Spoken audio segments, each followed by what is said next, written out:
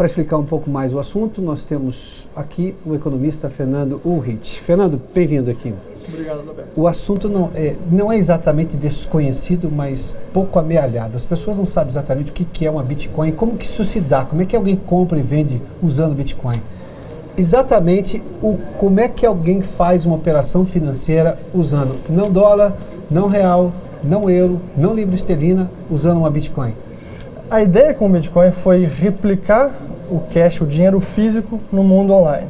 Então, por isso que o Bitcoin ele é um sistema de pagamentos descentralizado, em que as transações são feitas sem intermediários, são pagamentos irreversíveis, que não se precisa conhecer as partes que estão transacionando, e é um ativo ao portador. Então, é replicar o dinheiro em espécie no mundo online. As transações se dão por meio de carteiras online, por exemplo, que podem ser baixadas ou no telefone móvel ou no computador, no desktop, e dessa forma que ocorrem as transações. São transações diretas entre usuários, como se envia um e-mail, com a mesma facilidade que se envia um e-mail. Não tem nenhum controle de banco central no mundo? Não, essa é uma Nenhum banco central característica... tem controle sobre isso? Não, assim, é um sistema que eu diria que é autorregulado. Assim, não tem banco central que tenha ingerência ou banco, mas as regras do sistema e os participantes do sistema fazem com que todas as regras sejam cumpridas continuamente. A segurança deles se dá dessa forma. Agora, quando eu tenho títulos ao portador, normalmente isso pode ser um problema, porque quando é título ao portador, eu não tenho exatamente quem recebe aquilo, eu não posso identificar, eu não posso, se o dinheiro for por acaso de algum desvio. Quando se faz qualquer menção a dinheiro aplicado em paraíso fiscal, e que você tinha pelo menos sigilo, ali tem portador, mas tem sigilo garantindo Sim. a identidade do dono daquele recurso, é porque você tinha desvio de recurso em várias atividades ilegais que iriam parar lá. O Bitcoin não pode ser destino disso? É paradoxal desse ponto. Mas como para adquirir bitcoins, respondendo a pergunta, como é que você adquire bitcoins hoje em dia? Você pode comprar de uma pessoa física, de mim, por exemplo, que já tenho, pode comprar de uma casa de câmbio, que seria uma corretora, uma espécie de bolsa de bitcoins. E compra o quê? Compra com dinheiro físico? Com dinheiro físico. Com moeda existente hoje? Exato, ou por meio de TED, por exemplo. E nessas casas... Ou seja, numa transferência bancária. Eu tenho Exatamente. 100 mil reais, transfiro para a conta de alguém e ele me dá Bitcoin. Exatamente. Então, e o preço do Bitcoin é definido nessas bolsas. Então, realmente... Eu iria fazer... Qual é a cotação de uma Bitcoin hoje? Hoje tá caindo, acho que por conta do mercado está um pouco turbulento, estava em $1.850, agora está em 1.600 alguma Uma coisa. Bitcoin? Uma Bitcoin. Esse é o preço de mercado. E aí é regra de oferta de mercado, oferta e procura. É assim que se determina. Como se determina o ouro. E por que o mercado estava caindo? Qual é a razão? Nós tivemos hoje um ataque hacker no mundo inteiro, 54 países. 74 países, perdão. Sim. Isso influenciou? Eu acho que influenciou. Eu acho que está influenciando sim. É recente a notícia, nas últimas horas que a gente teve notícia, e realmente é um ataque brutal em proporção e dimensão. Mas o que é curioso e que ainda não está sendo falado na imprensa é que a ferramenta utilizada pelos hackers, pelos agressores, foi criada pela própria NSA, a Agência de Segurança Nacional Americana. Uma ferramenta que vazou em abril e caiu na mão de agressores e agora estão usando a própria ferramenta criada pelo governo americano para atacar empresas e espionar cidadãos.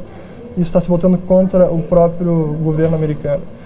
Fernando, do ponto de vista da lógica financeira internacional, as moedas são todas reguladas, há banco central em cada país, há um banco central europeu extremamente poderoso e um banco central americano extremamente poderoso, mais poderoso ainda.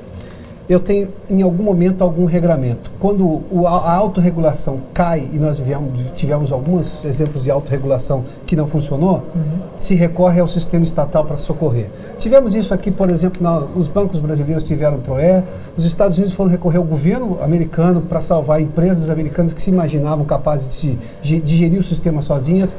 Numa situação como essa, a autorregulação tem seu lado positivo, eu posso imaginar, mas quando a coisa dá errado, se recorre ao modo mais tradicional, que é o meio estatal. Como é que eu convivo com essas duas realidades? É uma quebra de paradigma, porque de fato o Bitcoin introduz um novo sistema em que ele procura suscitar, digamos, a prudência, ou estimular a prudência e a responsabilidade por conta dos agentes. O mesmo cuidado que a gente precisa ter com papel moeda, a gente precisa ter com o Bitcoin. Se a gente perde a senha do Bitcoin, não tem a quem recorrer. Extrapolando isso para um sistema financeiro, acho que uma das grandes vulnerabilidades que a gente tem no sistema atual é que existe esse risco, essa garantia implícita ou explícita de resgate por parte de bancos centrais. Isso faz com que bancos tomem riscos muito mais elevados do que seria num cenário em que eles seriam os responsáveis pelos resultados das suas ações. Então, esse cenário financeiro que a gente vive nos Estados Unidos e na Europa e no Brasil também, eu acho que traz mais instabilidade. Porque como existe um prestamista de última instância que pode injetar liquidez no sistema, socorrer bancos quando as apostas deem errado, isso traz mais instabilidade sistêmica. E o Bitcoin procura, de certa forma, ser uma alternativa a isso, reintroduzindo a confiança no sistema, ou melhor, tirando a confiança centralizada. Essa é a grande quebra de paradigma, porque o Bitcoin ele tira a confiança centralizada num ator individualmente para descentralizar isso em diversos atores que estão constantemente monitorando e fazendo com que as regras sejam cumpridas por todos os participantes. Rapidamente, há casos de quebra de confiança entre uma parte e outra, alguém que prometeu entregar e não entregou, e eu não tenho moderador, eu não tenho a quem recorrer. Há casos disso, severos?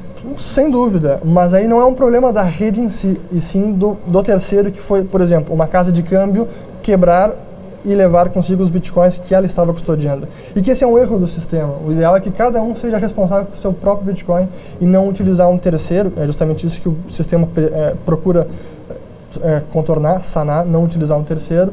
E houve casos, sim, de roubos. Ou seja, quem compra e quem vende sem ter uma corretora no meio, que esteja mediando o negócio, é isso? Ao contrário, depender da corretora. Compra pela corretora e deixa os bitcoins com ela. Perfeito. Esse é o risco. Fernando, obrigado pela gentileza da entrevista aqui no Cenário Econômico. Fernando Uhrit,